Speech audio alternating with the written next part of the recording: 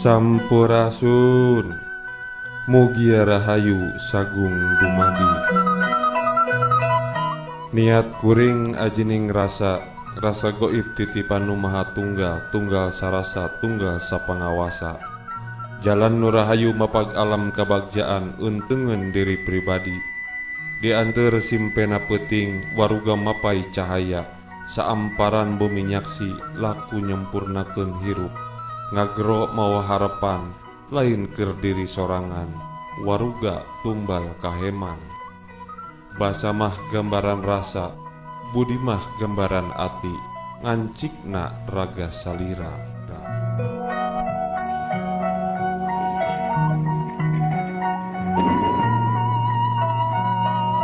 Uga Wangsit Siliwangi. Uga Wangsit Siliwangi telah banyak diketahui oleh orang Sunda. Sosok Ratu Adil yang akan membawa kemakmuran Tatar Pasundan, yaitu Budak Angon yang akan membawa kembali kejayaan Pajajaran anyar.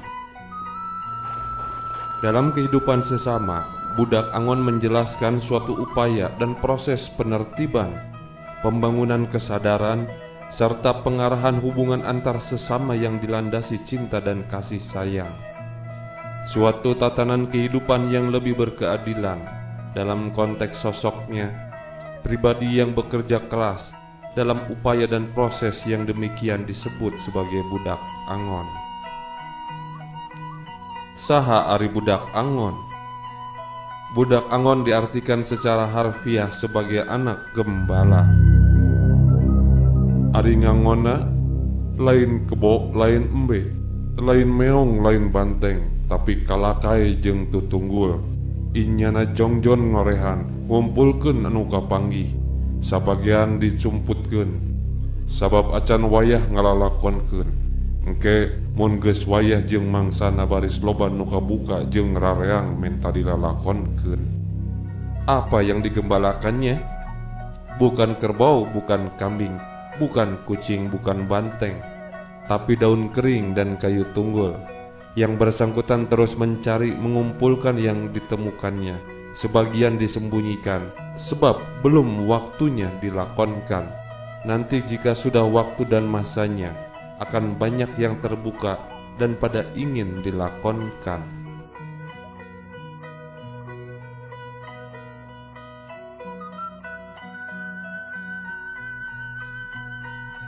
Apa yang dimaksud dengan kalakai dan tutunggul? Seperti kita ketahui bahwa naskah-naskah kuno yang ada di Tatar Pasundan menggunakan daun lontar atau daun nipah. Itu ibarat kalakai, atau dalam bahasa Sunda kalakai adalah daun-daunan kering, dan lontar serta nipah adalah daun-daunan kering itu. Lalu apa yang disebut dengan tutunggul? Tutunggul adalah tinggalan dari sebuah pohon, atau juga dapat diartikan hanya sebuah batang rokrak atau batang kayu kecil berupa alat tulis yang biasa dipakai untuk menulis daun lontar atau daun nipah. Kapan Budak Angon itu akan hadir? Atau barangkali Budak Angon sudah ada saat ini? Barangkali Budak Angon telah membawa identitas kesundaan. Kehadirannya banyak ditertawakan dan dihina-dinakan sebagai gaya pikir yang kolot, ortodoks dan musyrik. Tuduhan yang ditunjukkan kepada batang hidungnya justru datang dari orang Sunda sendiri yang tidak lagi mengenali jati diri Sunda. Ditambah lagi peristiwa ironis ketika salam Sunda dihina-dinakan, kata Sampurasun.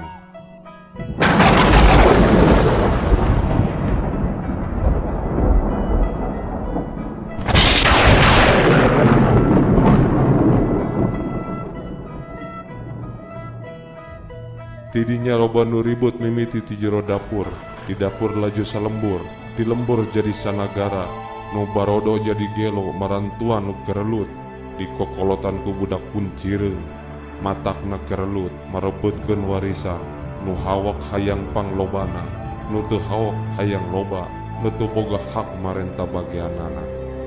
Dari sana banyak orang yang ribut, mulai dari dalam dapur, dari dapur jadi satu wilayah, dari wilayah menjadi satu negara. Yang bodoh jadi pada gila membantu yang berkelahi, dipimpin oleh budak puncireung. Makanya pada berkelahi berebut warisan. Yang serakah ingin yang paling banyak, yang tidak serakah ingin dapat banyak, yang berhak minta bagiannya.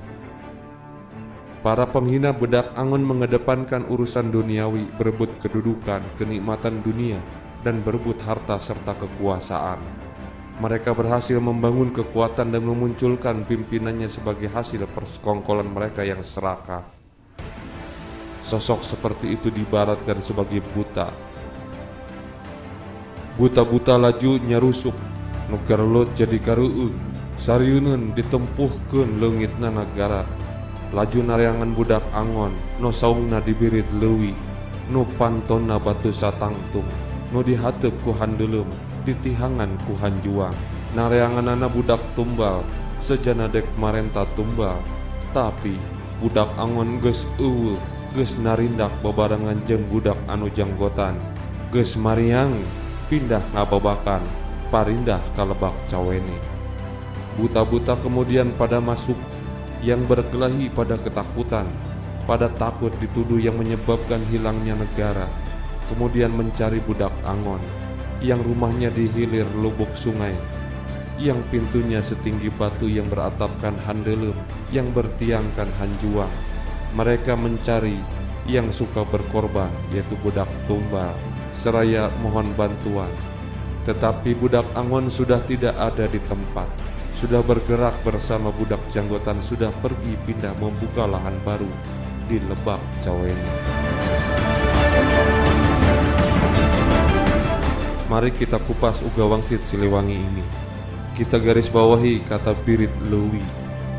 Leuwih dalam bahasa Sunda mengacu pada bagian sungai yang digenangi air karena ada ceruk di dalamnya. Dalam bahasa Indonesia dan Melayu disebut lubuk. Saya mencoba menerjemahkan, birit leuwih adalah wilayah atau lokasi yang dimaksud berada dalam sebuah sungai di hilir. Dan di manakah birit leuwih tersebut? Sebelum menunjuk pada suatu tempat, kita tentukan dahulu di mana sungainya dan apa nama sungainya. Sekali lagi saya mencoba menerjemahkan bahwa sungai yang dimaksud adalah Sungai Citarum. Citarum berkaitan dengan sejarah Sunda di masa lalu. Citarum mengalir ke suatu tempat yang berupa ceruk yang luas membentang, membentuk genangan raksasa berupa bendungan atau waduk. Tentu sebuah leuwih yang dimaksud dalam wangsit Siliwangi bukanlah sebuah leuwih yang kecil dari sungai yang tidak terkenal. Sungai Citarum yang telah terkait dalam sejarah Tatar Pasundan. Di antaranya Sungai Citarum adalah batas antara kerajaan Sunda dan kerajaan Galuh. Bendungan ini bisa diartikan sebagai leuwih gede yang mengacu pada wangsit sebagai leuwih, karena tidak disebutkan besar atau kecilnya sebuah leuwih. Dan menurut hemat saya, tentu leuwih yang dimaksud harus fenomenal. Tidak seperti leuwih yang ada di setiap sungai di Jawa Barat, juga di seluruh Indonesia. Merujuk pada wangsit Siliwangi, tentu leuwih dimaksud fenomenal secara ukuran yang besar, gede, dan bisa disebut leuwih gede atau waduk. Ya itulah leuwih gede atau waduk Jatiluhur.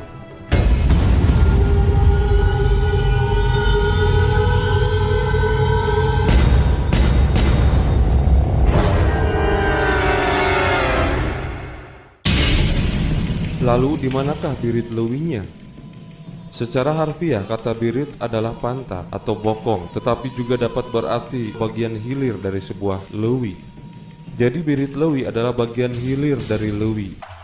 Dan jika leuwihnya adalah bendungan Jatiluhur, birit bendungan Jatiluhur adalah bagian hilir dari bendungan menuju Laut Jawa. Jadi di manakah itu? Bisa jadi adalah kota Purwakarta atau Karawang.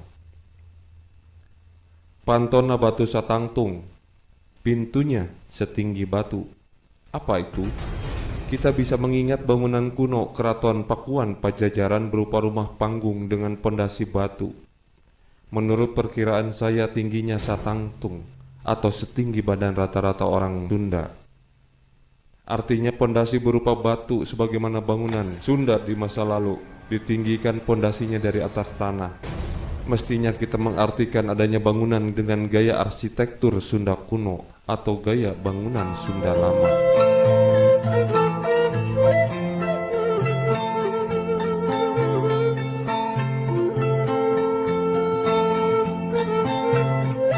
Di hatupan ku handelem, di tihangan ku hanjuang.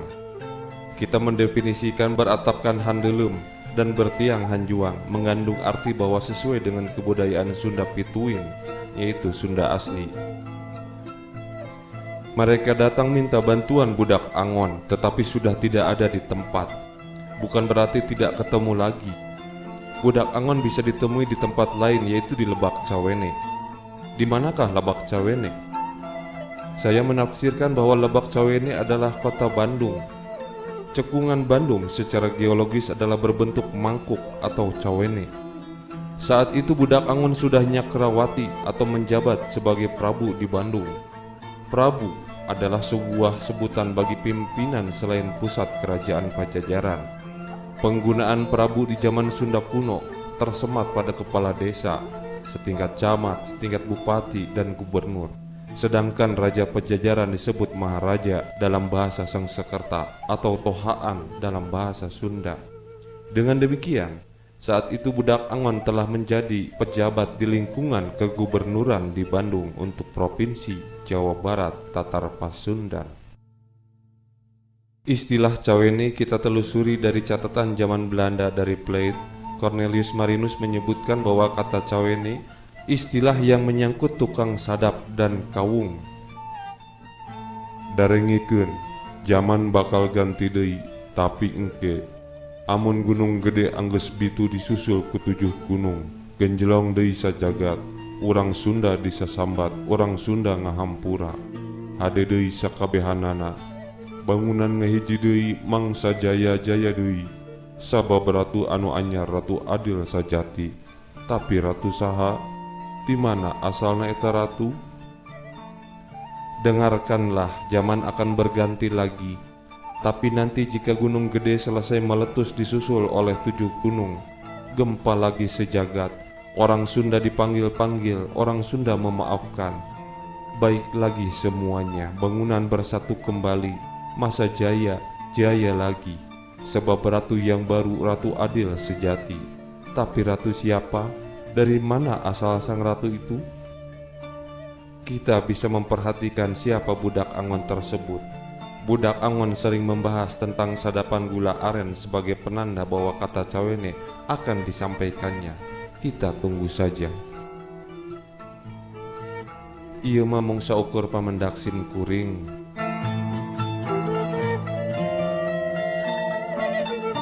Hapunten teu acan tiasa ngaguar saujeratna. Masih risi ku bisi rempan kusugan.